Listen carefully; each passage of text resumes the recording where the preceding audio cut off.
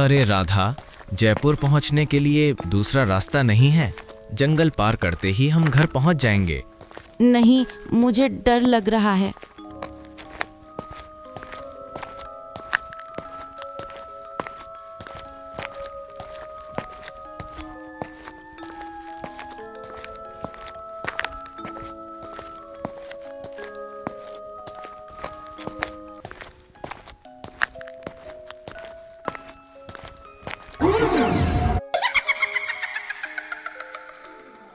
इस जंगल में आने की हिम्मत कैसे हुई तुम्हारी?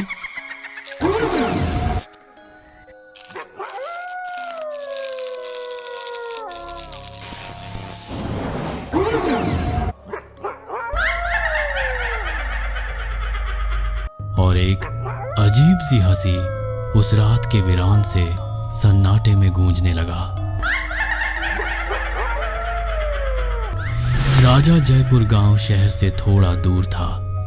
जंगल के रास्ते शहर जाने के लिए जंगल पार करनी पड़ती थी, लेकिन जंगल पार करना इतना आसान नहीं था, क्योंकि इस जंगल में एक चुड़ैल रहती है। चुड़ैल किसी को जंगल पार करके शहर नहीं जाने देती है। गांव में जंगल के सामने ही एक बड़ा सा मकान है।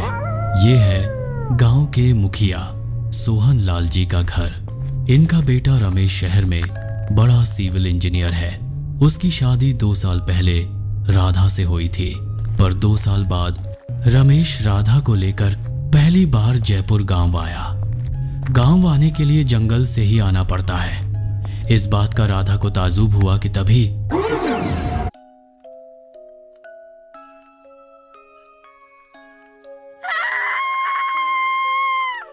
जरूर उन्होंने जंगल से जाने की कोशिश की होगी साहब, तभी उस जंगल वाली चुड़ैल ने इनको मार डाला होगा। यह सुनकर राधा और ज्यादा डर गई। इस गांव में आते ही उसका इतना डरावना स्वागत हुआ कि अगले 2 रातें वो सो ना पाई। उसे रातों में भी वही लाशें दिख रही थी। राधा ने रमेश से उस रात के बारे में बात करने की कोशिश की, लेकिन तभी वो धीमी आवाज में बोला, वो जंगल अशुभ है, इसके बारे में कभी बात मत करना। इसलिए वो बात वहीं बंद हो गई।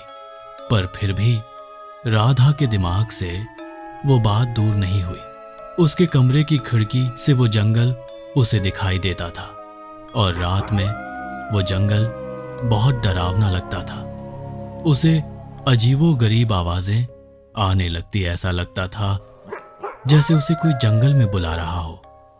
एक रात राधा रात में उठी और नींद में जंगल की तरफ चलने लगी। उसे बिल्कुल भी होश न था कि वो कहाँ जा रही थी। उसे बस ऐसा लग रहा था कि जैसे उसे एक आवाज बुला रही है। वो धीरे धीरे जंगल की तरफ पहुंच रही थी। जैसे ही वो जंगल के अंदर कदम रखी ही थी, उसे एक औरत का साया दिखने लगा। वो साया उसे जंगल की तरफ खींच रहा था। जैसे उसने अपना पैर जंगल में रखा, राधा को समझ आया कि वो सिर्फ सपना देख रही थी। पर ताज्जुब की बात यह थी कि वो पूरी तरह से पसीने से भीग गई थी, मानो कि जैसे नदी में डुबकी लगाकर बाहर निकली हो। उसके साथ क्या हो रहा था उसे समझ नहीं आ रहा था। उसने देखा कि उसके बगल में रमेश नहीं था। इतनी रात रमेश कहाँ गया, ये सोचकर रमेश को ढूंढने के लिए राधा निकल पड़ी। उसने देखा कि घर के पीछे रमेश 4 लोगों से चोरी छुपे कुछ फुसफुसा रहा था। जैसे उसे पता चला राधा है, उसने डर कर बातें बंद की। अरे राधा, तुम सोई नहीं अभी तक, और इतनी भीग कैसे गई तुम? रमेश, तुम इस वक्त यहाँ पर किससे बातें कर रहे हो? नहीं, किसी से नहीं, चलो सोने चलते हैं। रमेश राधा को वापस कमरे में लेकर गया। दोनों सो गए, लेकिन राधा को अब सोने से भी डर लग रहा था। उसे लग रहा था कि कहीं वापस वही डरावना सपना उसे ना दिखे। सोच में डूबी राधा खिड़की से बाहर जंगल की तरफ देख रही थी। तभी उसे ऐसा लगा जैसे 3-4 लोगों के साए जंगल की तरफ चुपचाप जा रहे हो। राधा डर गई। राधा ने फिर हिम्मत करके उन लोगों का पीछा करने की ठान ली।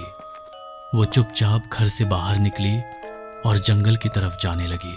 उसे खुदाई की आवाज सुनाई देने लगी। तभी उसे जोर जोर से हंसने की आवाज आने लगी। ये आवाज यकीनन उस चुड़ैल की थी। खुदाई की आवाज शांत हो गई और फिर 2-4 लोगों की चिल्लाने की आवाज आने लगी। हमें माफ कर दो, बचाओ। ऐसा लग रहा था कि कोई उन पे बहुत अत्याचार कर रहा हो। राधा अंधेरे में उन आवाजों का पीछा करते हुए एक पेड़ तक पहुंची कि तभी उस पर एक के बाद एक मुंड की बरसात होने लगी।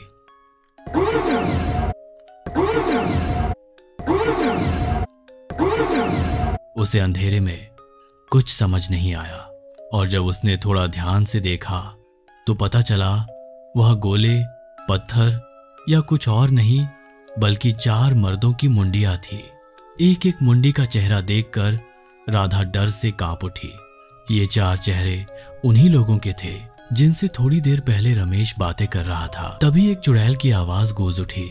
ये चारों जंगल काटने के लिए आए थे, लेकिन इनके खुद के सिर के टुकड़े टुकड़े हो गए। फिर से अगर ऐसी कोशिश की तो अंजाम बुरा हो सकता है। राधा को ये देखकर चक्कर सी आ गई और वो गिरने ही वाली थी कि उसे किसी ने पकड़ लिया। राधा ने जब सुबह आंखें खोली तो देखा वो अपनी घर में थी। रमेश उसके पास ही परेशान होकर बैठा था। उसने रात में राधा को गिरने से बचाया था, पर वो वहां कैसे आई? उसने जंगल में 4 लोगों को क्यों भेजा? ऐसे बहुत से सवाल राधा के मन में उठ रहे थे। जब राधा ने रमेश को इस बारे में पूछा तो रमेश कोई जवाब देने को तैयार ना था। उसने बस इतना कहा, हम अभी के अभी वापस शहर जा रहे हैं। गांव में रहना अब खतरे से खाली नहीं है। रमेश इतना ही बोलकर पैकिंग करने चला गया।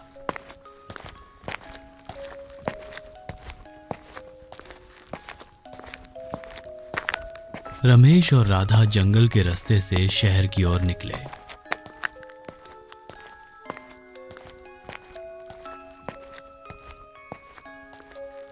जाते वक्त राधा उस जंगल को देख ही रही थी कि तभी अचानक तूफान आ गया।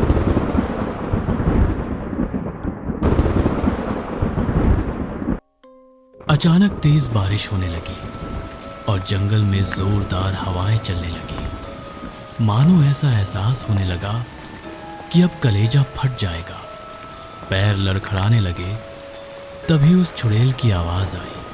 खबरदार अगर इस गांव से बाहर कदम रखने की कोशिश की, रमेश और उसकी पत्नी अब इस गांव में कैद रहेंगे।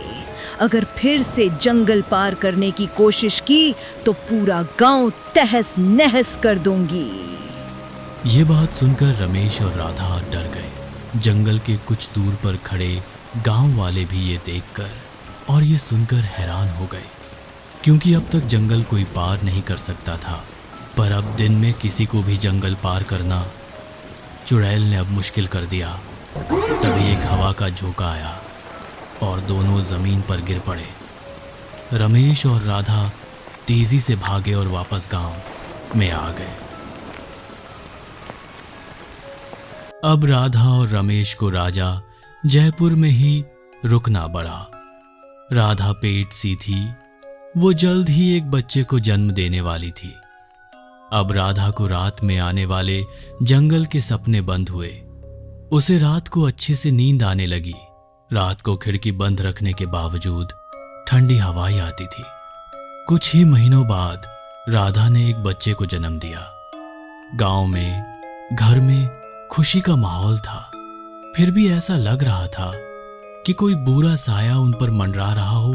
वापस शहर कब जाने को मिलेगा, इसकी चिंता उन्हें अंदर से खाए जा रही थी। राधा को किसी और ही बात की टेंशन होने लगी। उसे लग रहा था कि बच्चे के आसपास कोई है। बच्चा उसे नहीं बल्कि किसी और को देखकर हंस रहा है, किसी और को देखकर खेल रहा है।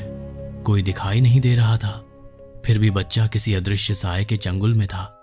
अब रात में फिर से राधा को सपने आने लगे। वह जंगल दिखने लगा, लेकिन इस बार सपने में बच्चा जंगल की तरफ जाते हुए दिख रहा था। बच्चा जंगल में पहुंच चुका था। उसे चुड़ैल बुला रही थी। अब बच्चा चुड़ैल के बिल्कुल करीब पहुंच चुका था।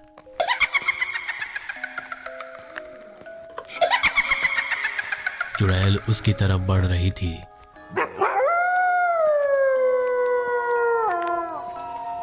जैसे ही चुड़ैल बच्चे को पकड़ने वाली थी, वैसे ही राधा नींद से जाग जाती है। उसने पालकी की तरफ देखा तो बच्चा नहीं था। उसने खिड़की से बाहर देखा तो बच्चा जंगल में चलते हुए किसी साए की तरफ जा रहा था। राधा के तो होश उड़ गए। उसने रमेश को सारी बात बताई। वो भी डर गया। दोनों दौड़ते दौड़ते भागते जंगल की तरफ पहुंचे। वहीं रुक जाओ, कोई जंगल में नहीं आएगा, सिर्फ ये बच्चा यहाँ आएगा। अब ये बच्चा मेरे पास रहेगा। ये बात सुनकर दोनों डर गए। राधा रोने लगी, हाथ जोड़कर अपने बच्चे की भीख मांगने लगी। धीरे धीरे पूरा गांव जंगल के पास उमड़ पड़ा। अब चुड़ैल उन्हें साफ साफ दिख रही थी। लाल साड़ी पहनी हुई, उसके उड़ने वाली बिखरे बाल, माथे पर लाल बड़ा टीका, लाल लाल आंखों में जैसे अंगार हो। और डरावनी बात यह थी कि उस चुड़ैल के हाथ में रमेश और राधा का बच्चा था। नहीं, मेरा बच्चा मुझे वापस कर दो। हमने तुम्हारा क्या बिगाड़ा है? क्या बिगाड़ा है ये अपने पति से पूछ कि उसने मेरा क्या बिगाड़ा है। चुड़ैल की बात सुनकर सब लोग रमेश की तरफ देखने लगे। वो घबरा गया और आखिर उसने वो राज खोल दिया। रमेश बताने लगा, 4 साल पहले मेरी कंपनी को राजा जयपुर के जंगल से सफेद चंदन का पेड़ काटकर शहर पहुंचाने का काम शुरू हुआ। पर जंगल से पेड़ काटकर शहर ले जाना गांव वाले को पसंद नहीं आया। लगातार कई बार कोशिश करने के बावजूद जंगल से चंदन की लकड़ी ले जाना कठिन हो रहा था। खर्चा बढ़ रहा था, डेडलाइंस भी पार हो चुकी थी।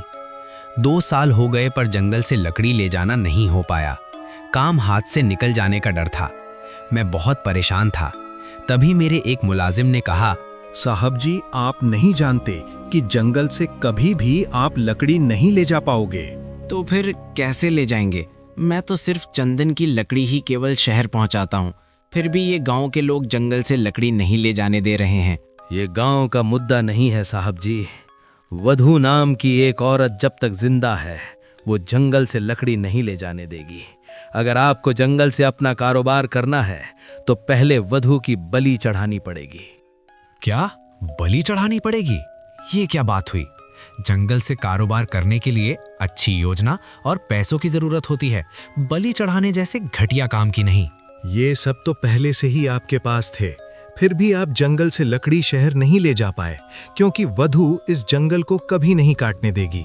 वधू को इस जंगल की जरूरत है।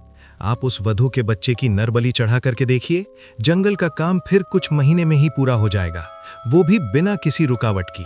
पहले मुझे इस बात पर भरोसा नहीं था, पर फिर कुछ लोगों ने भी यही बात मेरे गले उतारी और मैं भी ऐसी गंदे काम पर यकीन कर बैठा। जंगल से चंदन की लकड़ी ले जाना अब मेरे लिए सबसे बड़ी बात हो गई थी। मेरे पूछताछ करने पर मुझे पता चला कि वधू का एक नन्हा सा बच्चा है और उसकी बलि चढ़ानी होगी। ऐसा सोचते सोचते कि बच्चा कहाँ और कैसे मिलेगा मुझे समझ नहीं आ रहा था। तभी मेरा ध्यान गया जंगल की ओर। वधू और उसके पति का एक छोटा सा झोपड़ी था। मेरे ही घर पर दोनों काम करते थे। घर के काम में जुटे उनका एक नन्हा सा बच्चा था। मैंने उनसे बात की, लेकिन वो नहीं माने। बदले में उन्हें मुंह मांगी रकम देने का वादा किया, लेकिन उसकी पत्नी ये बात सुनकर गुस्सा हो गई और रोने लगी। वो बिल्कुल इसके लिए राजी नहीं थी, पर उसका पति तैयार हो गया। रात को जब वो औरत सो रही थी तो मैंने उसके बच्चे को उसके पास से उठा लिया। बच्चे की रोने की आवाज से औरत की नींद खुल गई। बच्चे की आवाज सुनकर उसकी पत्नी भागकर हमारे पीछे पीछे भागती हुई आई, पर जब तक वो पहुंची उसकी नन्ही जान की बलि चढ़ चुकी थी। अपने बच्चे की ये हालत देखकर उस औरत ने भी वहीं जान दे दी। मैंने कभी नहीं सोचा था उस हादसे के बाद जंगल का काम होते ही मैं गांव छोड़कर शहर चला गया और उस औरत की आत्मा यहीं अपने बच्चे की समाधि की रक्षा करते हुए बैठी है। ये बात सुनकर सिर्फ राधा ही नहीं बल्कि गांव वाले भी सहम गए। हाँ, मैं वही हूँ और अब मैं तुम्हारे बच्चे की जान लूंगी। तब तुम्हें पता चलेगा कि कैसा लगता है जब किसी माँ पर अन्याय होता है तो क्या होता है। चुड़ैल की बात सुनकर राधा दौड़कर उसके पास गई। नहीं, ऐसा मत करना। जो गलती मेरे पति ने की वो गलती तुम मत करो। मासूम बच्चे को मत मारो। मेरे पति से गलती हुई है, उसके लिए मैं तुमसे हाथ जोड़कर माफ़ी मांगती हूँ। उन्हें माफ़ कर दो। जो गलती हुई थी उसके लिए मेरी जान ले लो। मैं समझ गई हूँ कि तुम चुड़ैल नहीं बस एक ज़ख्मी माँ हो और कोई माँ किसी बच्चे की जान नहीं लेना चाहेगी। मैं वादा करती हूँ कि ये जंगल तुम्हारे बच्चे की समाधि के रूप में रहेगा। इस जंगल के रास्ते का इस्तेमाल करने वालों को टोल देना होगा और ये पैसा उन गरीब मासूम बच्चों की भलाई के लिए इस्तेमाल होगा। मैं वादा करती हूँ। राधा की बात सुनकर मौसम बदल गया। चुड़ैल ने बच्चा राधा के हाथ में दे दिया। उस दिन के बाद वह जंगल का रास्ता लोगों के लिए शुरू हो गया। उस दिन के बाद चुड़ैल किसी को दिखाई नहीं दी, लेकिन आज भी उस जंगल को मुन्ना राजा जंगल कहते हैं